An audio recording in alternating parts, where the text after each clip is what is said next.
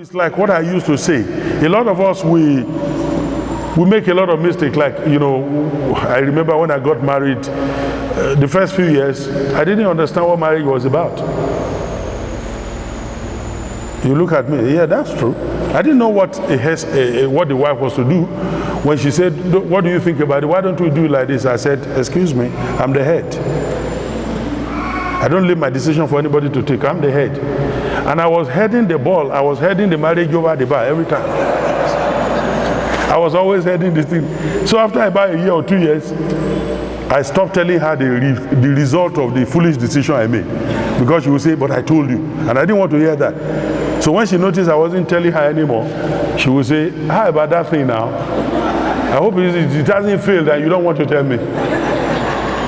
So one day I was praying, I said, God, I don't like, you need to tell me that this thing is going to fail first. God said, what's your problem? I gave you a woman who told you it will fail before you started. I said, yeah, but she's a woman now, I'm the head now. He said, okay, continue. And God said to me, what does your head do? God loves us, He wants to be. He said, what is the function of your head? He said, in it you have your brain, you have the eyes, but the brain coordinates the body. He said, if you are a good head, you just coordinate the resources around you. He said, why don't you listen to her? Coordinate. So when she said something, I said, now she no longer wants to talk. I said, you are trying to say something. He said, no, you won't even listen. I said, come on, just say it. And leave that to me. And finally she says that. I said, okay, I will think about it. I already know it's a good advice. I'll think about it. After the following day, I say, yeah, I was thinking about it. I think I've made up my mind. That thing you are saying. Just pride.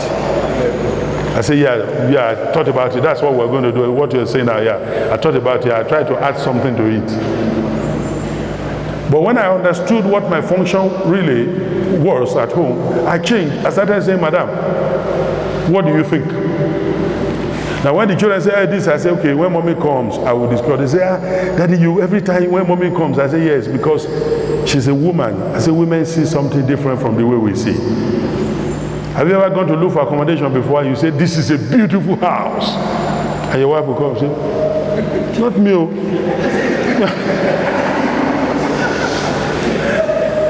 You say, me and my children here, armed robbers will come through there. This one will happen there. That one. I mean, I just say, what is wrong with you?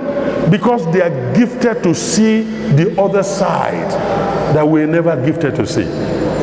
And I've had men come to me and say, Pastor, my wife has a devil. Every time I bring vision and plan to her, she's always saying something negative. No matter how good a pancake is, it has two sides. And for every coin or every note to be legal tender, it must have two sides. She's telling you the other side you are not seeing. I like to go to bush and mountaintop to pray. I've done that since 1983. But my wife is always not a fan of that.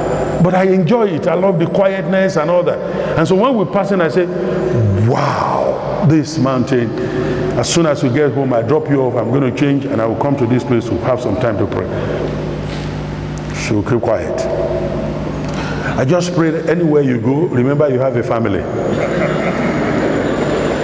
I said, what's bringing that about now?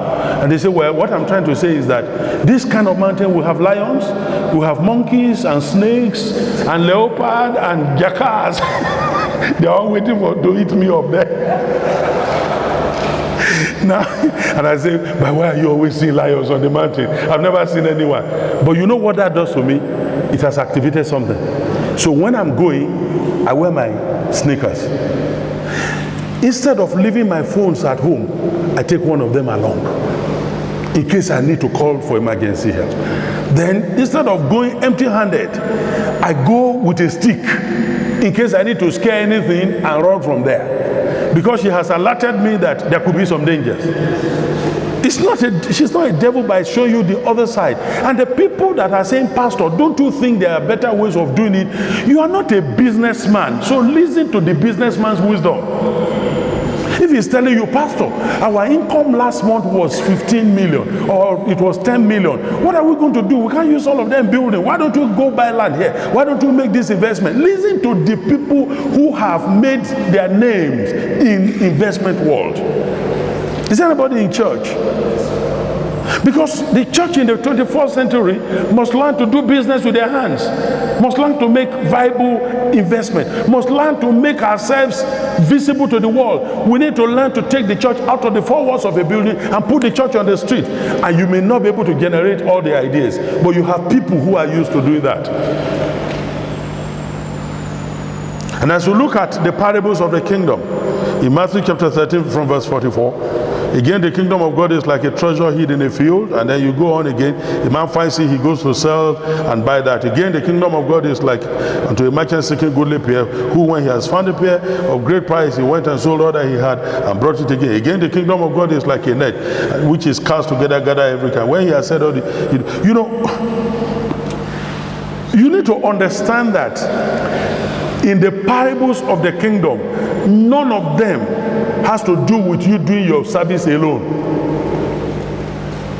You found a treasure in the kingdom, then you go to sell. You need some persons to help you buy your product. Then you need to make exchange. And if you are smart enough, you probably need a lawyer to write the transfer of ownership and the power of attorney. So you can't do that alone. You can't do your fishing alone. You need a net. The Bible didn't say the kingdom of God is like a galaxy of stars, which is what we do. We do galaxy of stars. Everybody is shining. Do you remember that Nigerian team has always been one of the best teams around the world? We had even won a World Cup before, under whatever it is. We've won World Cup before. We've won African tournaments. But one of our greatest undoing is that we have galaxy of stars. We just have lots of people, but they are individually wanting to shine. And you can't bring that mindset into the kingdom. The kingdom is not meant for an individual to shine. I don't know if it happens in your church, but in many churches that I've been to, their music, I went to one last night, it's one of the best music I've had. The building is not constructed, it's massive like this, and they just had a roof, no ceiling, but their sound was not echoing. They got the best hand, nothing, no screeding, no flooring. But when you hear the music, the bass guitarist, the drummer, the keyboardist, there's no one trying to outdo the other, so you hear solemn music. And that's the problem with most of us in ministry.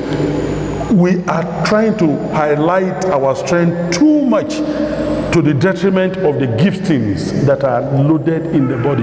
You cannot do effective ministry in the 21st century trying to be the lone shining star. You have got to work as a network. Today, whatever result we got here in this meeting, if we are transformed, we'll be grateful that there was a team of people. I've never met the officials of this group before. I've met the national president and Reverend Gagiri. I know those ones. Reverend Adeolu will not have been here. I would not have been here. He wouldn't have spoken to me, but by the recommendation of Reverend Ogara. I wouldn't know him 10 years ago, but by the recommendation of Reverend Dr. Akintola. He went to him, he said, I need you to mentor me. And then that one said to him, I can't mentor you, but I have somebody who is mentoring me. I will take you there. And he called me, he said, Pastor, there's somebody I want to hand over to you. You're going to find him useful because I see something in him, but I don't think I have what he needs. And he brought him to my house. And then we began to have weekly prayers. And even he tries to escape from me. I used to chase him. If I don't hear from him, sometimes he will say he's in everything, he will never call. And if he's too much, I'll call his wife. I say, want your husband to call me on time if he doesn't want trouble. And I will not be here today without him. And I will not be here today, and then we will know each other without the other person. Do you understand what I'm saying? So you are not to shine all alone, because it's not about you, it's about the kingdom of God. Because after you, somebody else is coming. And you need to begin to see beyond you and see beyond your immediate local assembly and begin to see the larger benefit to the kingdom of God. We were speaking with our first speaker this morning, and he said he's been speaking to his church and he's been telling them, we've been here for some years now, we have accomplished so much and all that. I'm praying. And they say, Pastor, don't you ever allow evil thought in your mind that you might live here. He said, no, it's not an evil thought. I'm just saying that's the way I prayed before God brought me here. So I'm praying, whatever you want, Lord. Whatever you want. And every pastor should be at that point where you say, Lord, it's not about me, it's about your kingdom. If your kingdom is better served in being in Lagos, if your kingdom is better served in so and so that you make it about the kingdom of God, not about your particular person or your particular denomination. Do you understand what I'm saying?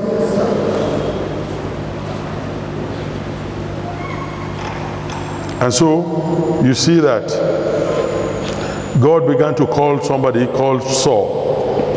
In 1 Samuel chapter 9 verses 1 to 2, there was a man of the house of Benjamin whose name was Kish, the son of Abiel, the son of Zerah, the son of Bechorath, the son of Aphiah, and a Benjamite, a mighty man of power, of valor. And he had a choice and handsome son whose name was Saul. There was not a more handsome person than he among the children of Israel. From his shoulder upward, he was taller than any people. You know, a lot of us, when you read this kind of passage, you think it was complimentary. I want you to go study your Bible. Everybody the Bible has taken time to describe their beauty or physical beauty, physical attraction or whatever. They have always going to have a lot of trouble, whether it's women or men. The Bible said this guy was so handsome, no young man was more handsome than he. And from his shoulder above, he was taller than everybody in Israel. You thought it was a compliment? Isaiah chapter 9 verse 6 and 7. Unto us a child is born, unto us a son is given, and the government shall be where? Upon his shoulder. If your shoulder is already above the people, you are not going to be a good leader. Once you are a leader whose shoulder is taller than every other person, because the burden rests on the shoulder of leadership. God told the children of Israel, he said, the high priest, I want you to write their names and put on the stone and put on the shoulder part. So they bear the burden of the children of Israel when they go into the temple. Now here we have this guy whose shoulder was taller than everybody else. It means he's going to be a selfish, self-seeking leadership. He will not be a spiritual leader. And that's why Saul went that way. Your shoulder can't be above the people. There's a great danger in leadership whose shoulder is above the people. The physical description of Saul here softly gives him away as a leader who will end up being out of touch with the people. Physical attributes, educational qualifications, human creative craftiness, smartness, and love of praise and singing and sycophancy is not good for leadership. And I please want to say this, especially those of us in the Baptist, you know, because it's a respected and whatever ish desire and requirements. We go to Bible school and then we come up and then you finish up this. And now our craze in Baptist church is Reverend Doctor, our PhDs. And a lot of us do not understand that leadership is not, the lowest form of leadership is positional leadership. We had a case in Jos, in Tudunwada Baptist Church, that my brother pioneered, a Baptist church. And the house of church he was handling then, he had an English section until the English section became very large.